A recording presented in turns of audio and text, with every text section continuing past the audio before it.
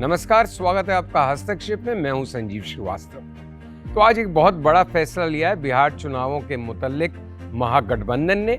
आज एक संयुक्त प्रेस वार्ता हुई जहां महागठबंधन के सभी दल यानी कांग्रेस, लेफ्ट पार्टीज, मुकेश सहनी की पार्टी, आरजेडी, इन सब ने उस बैठक को जॉइंटली साथ में संबोधित किया और उस बैठक में ये घोषणा की अशोक गहलोत साहब ने, जो कांग्रेस के लीडर और रिप्रेजेंटेटिव या ऑब्जर्वर की तरह से इस समय पटना में है और वरिष्ठ नेता हैं कांग्रेस के, कई बार मुख्यमंत्री 3 बार रह चुके हैं राजस्थान के।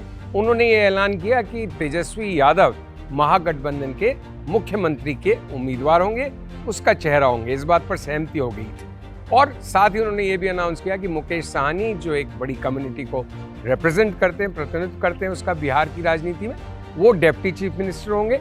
और साथ ही उन्होंने कहा कि कई और जो अन्य प्रमुख समाज और वर्ग हैं उनके नेता भी जब नतीजे आएंगे तो उसके बाद उनमें से भी कुछ डिप्टी चीफ मिनिस्टर्स बनाए जा सकते हैं। तो एक बड़ी घोषणा, बहुत बड़ा ऐलान और इसके राजनीतिक बहुत ज़बरदस्त इसका महत्व है, मैसेजिंग है इसमें। क्या वो मैसेज है, क्या इसका लाभ हानि होगी, किस तरह के समीकरण अब बनेंगे बिहार की राजनीति में, इस सब का लेखा जोखा मैं आपके सामने पेश करता हूँ। और आगे बढ़ूँ उससे पहले एक बार दोस्तों आपसे अनुरोध कि प्लीज़ अगर आपको हमारा कंटेंट अच्छा लगता है तो चैनल को लाइक और सब्सक्राइब कीजिए और कंटेंट को शेयर कीजिए।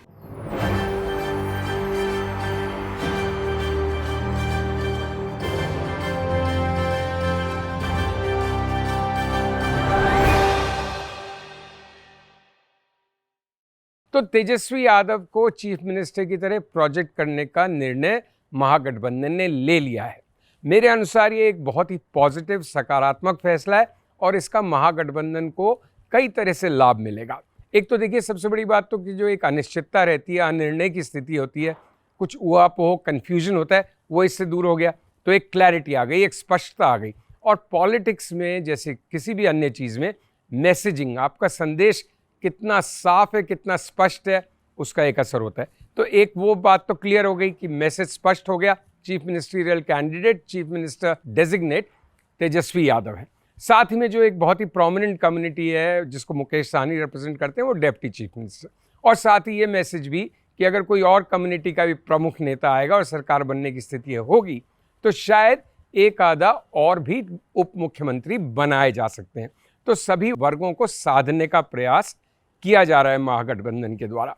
मुझे लगता है कि इस ऐलान के बाद से बिहार की जो ये चुनावी रणनीति और राजनीति है उसमें काफ़ी एक इलेक्ट्रीफाइंग इफेक्ट आएगा, क्योंकि एक तरफ महागठबंधन का कैंडिडेट घोषित हो गया, क्लियर हो गया, स्पष्ट हो गया, लेकिन दूसरी तरफ एनडीए के कैंडिडेट में लेके अभी तक स्पष्टता नहीं है, क्योंकि लगातार बीजेपी के नेताओं द्वारा ये कहा जा रहा है कि चुनाव लड़ा जा रहा है नीतीश कुमार के नेतृत्व में। लेकिन जब भी उनसे सीधे तौर पर यह पूछा जाता है कि क्या नीतीश कुमार चुनाव के बाद भी चीफ मिनिस्टर होंगे, तो उस पर एक कन्फ्यूजन रहता है, उस पर सीधा सपाट स्पष्ट जवाब नहीं आता है। तो उसको लेके कुछ एक कन्फ्यूजन की स्थिति, भ्रम की स्थिति बनी हुई है। तो नीतीश कुमार का जितना लाभ मिलना चाहिए उतना शायद एनडीए गठबंधन नहीं ले पा रहा है।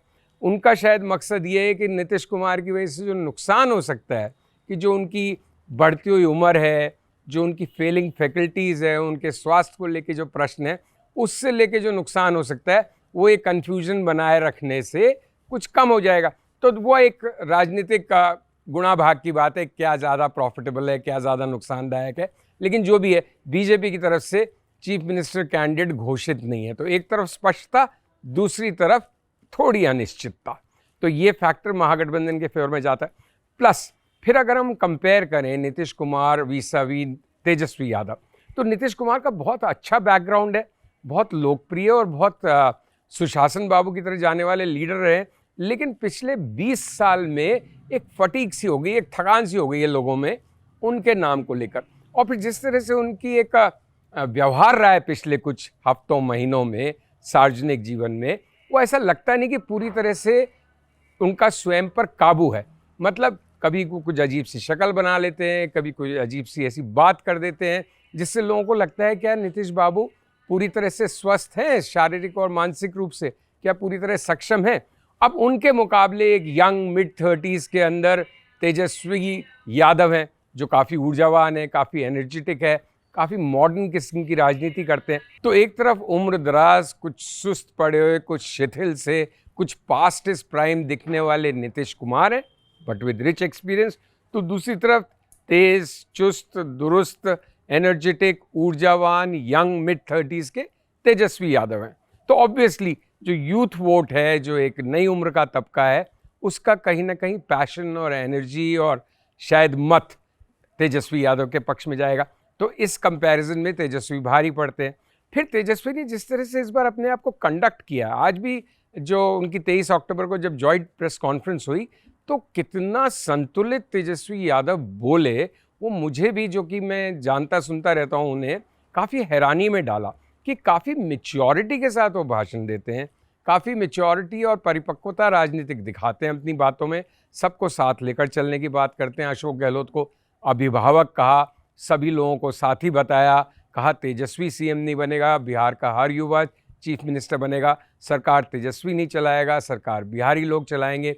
फिर उन्होंने जिस तरह की अपनी पॉलिसीज़ और एक रोड मैप दिया, किस तरह की शिक्षा नीति होगी, किस तरह की इंडस्ट्रियल नीति होगी, किस तरह से इकोनॉमिक सुधार होगा, और लगातार इस बात पे एम्फेसिस कि पिछले 20 साल के एनडीए शासन में बिहार लगातार देश के सबसे गरीब राज्यों में से एक बना हुआ है, सबसे पिछड़े राज्यों में से एक बना हुआ है। नए बिहार की बात करना, बदलाव की बात करना, तो काफ़ी जो तेजस्वी की मैसेजिंग थी वो एक चेंज एजेंट जैसी थी। अब वो ज़मीन पर धरातल पे कितनी खरी उतरती है, कितने लोग उसको बाय करते हैं उस आइडिया को कि तेजस्वी के नेतृत्व में सरकार बन रही है, कितने लोग एनडीए को छोड़ के इस गठबंधन के सपोर्ट है, वो सब अलग बातें हैं। लेकिन जो उसकी मैच्योरिटी, जो उसकी एक परिपक्वता थी, तो किस तरह से बिना कोई हल्की बात करे, बिना कोई below the belt point score किए हुए, बिना कोई इस तरह की बात जो नागवार गुजरे किसी को, लेकिन फिर भी बहुत ही तीखे हमले, बहुत ही चुभने वाले हमले, बहुत ही हमलों को इस तरह से किया जाना जो बात लोगों के दिल में आए कि भाई क्यों बना हुआ है बिहार बैकवर्ड। तो उनका लगातार, प्लस उसने ये सवाल उठाया कि भाई चलो महागठबंधन का तो कन्फ्यूजन दूर हो, हमारा तो चीफ मिनिस्टर कैंडिडेट तैयार है और घोषित हो गया, अब एनडीए बताया ना उनका कौन है। तो ये भी एक पॉइंट उसने बड़ा इंटरेस्टिंग ढंग से उठाया और माकूल प्रश्न उठाया। फिर जिस तरह की घोषणाएं और दूसरी भी की कि ये सरकार जो अगर बनती है तेजस्वी यादव के नेतृत्व महागठबंधन की, तो ये किस तरह से एक शिक्षा पे फोकस करेगी, रोज़गार पे फोकस करेगी, एम्प्लॉयमेंट और इंफ्रास्ट्रक्चर और इंडस्ट्री पे, और किस तरह से ये सुनवाई और जवाबदेही की सरकार होगी, सिंचाई की सरकार होगी। तो काफ़ी एक रिदम था, एक फ्लो था। अब उसका रिजल्ट कितना ज़मीन पे इम्पैक्ट पड़ेगा, लेकिन मुझे ये लगता है कि डेफिनेटली इससे महागठबंधन की जो पॉलिटिक्स और राजनीति है वो आज से नए सिरे से एनर्जाइज हुई है। और फिर जिस तरह से तेजस्वी ने इस बार टिकट डिस्ट्रीब्यूशन किया है वो भी बहुत इंटरेस्टिंग है। देखिए, टिकट डिस्ट्रीब्यूशन में तेजस्वी ने जो एक ट्रेडिशनल सपोर्ट बेस है एमवाई का, मुसलमान और यादव का, उसके मुकाबले अन्य पिछड़ी जातियों को काफ़ी टिकट्स दिए गए हैं, और सवर्ण जाति के लोगों को टिकट्स दिए गए हैं, भूमियार और राजपूत लोगों को टिकट दिए गए हैं।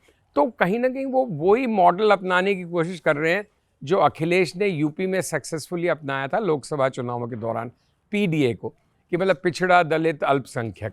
तो पिछड़ा दलित अल्पसंख्यक और उसमें कुछ छौंक सवर्ण की भी, अपकास्ट की भी। तो डेफिनेटली तेजस्वी एक बहुत सोची समझी रणनीति के साथ आगे बढ़ रहे हैं। और मैं बार बार कह रहा हूँ ये बात कि इस पे ज़मीन पे कितना असर होगा ये एक अलग बात है, लेकिन उनकी पॉलिटिक्स सही दिशा में जा रही है। और जंगल राज वाली भी जो बात, जो लगातार आरोप लगता है, उसको बड़े कन्विक्शन के साथ और बड़े डेटा के साथ तेजस्वी ने उसका भी लोहा लिया, उसका भी जवाब दिया कि कितने हज़ार मर्डर हो चुके हैं इस सरकार के शासनकाल में, कितने रेप्स हो रहे हैं, कितना लॉ एंड ऑर्डर की एक तरह से हालत ख़राब है बिहार में। और दो एक बातें उन्होंने वापस से उन लोगों को एक तरह से रीअश्योर करने की कोशिश की जो हमेशा एक लालू और आरजेडी को क्राइम के साथ एसोसिएट करके देखते हैं, अपराध के साथ एसोसिएट करके देखते हैं, जंगल राज के साथ एसोसिएट करके देखते हैं। तो तेजस्वी ने बहुत ही ज़ोरदार ढंग से ये बात की कि अगर तेजस्वी की परछाई भी गलत काम करेगी तो उसको भी नहीं बख्शा जाएगा। कितना भी कोई बड़ा आदमी कुछ गलत करेगा तो अगर उनकी सरकार बनती है तो उसके खिलाफ law will take its own course, पूरा एक्शन लिया जाएगा। तो मुझे लगता है कि अब बिल्कुल मोर्चा तय हो गया है, पाले खिंच गए हैं, battle lines are drawn, and अब आज से नए सिरे से और एक नई ऊर्जा के साथ जो फिनिशिंग लाइन तक की दौड़ होगी अब से लेके 11 नवंबर तक। पहले फेज़ का मतदान 6 नवंबर को होगा, नेक्स्ट फेज़ का 11 नवंबर को। इस महीने की आखिर में मैं भी पटना पहुंच जाऊंगा कुछ और साथी संपादकों के साथ, और वहां से लगातार आपके समक्ष रिपोर्टिंग ज़मीन से करने की कोशिश करेंगे। कुछ अच्छे लोगों, प्रोमिनेंट लीडर्स के इंटरव्यूज़ भी अपनी पॉडकास्ट में शामिल करने का प्रयास करेंगे। लेकिन ग्राउंड रिपोर्ट्स डेफिनेटली लोगों की, बिहार की जनता की आवाज़ आप तक पहुंचेगी डेफिनेटली मेरी इस पॉडकास्ट के ज़रिए। तो एक बार फिर समाप्त करते हुए, तेजस्वी को चीफ मिनिस्टर का कैंडिडेट अनाउंस करने से महागठबंधन, जो पिछले कुछ दिनों से अपनी आपसी फूट या अंदरूनी फूट की वजह से कुछ पिछड़ता हुआ नजर आ रहा था, कम से कम परसेप्शन के स्केल पर आज वो वापस बराबर खड़ा हो गया एनडीए के, और कहीं ना कहीं छोटी मोटी बढ़त परसेप्शन में बनाता हुआ दिख रहा है। देखते हैं आगे आगे होता है क्या।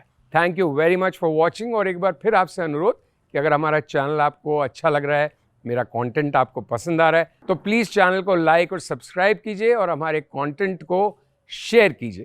Thank you once again for watching. नमस्कार, जय हिंद।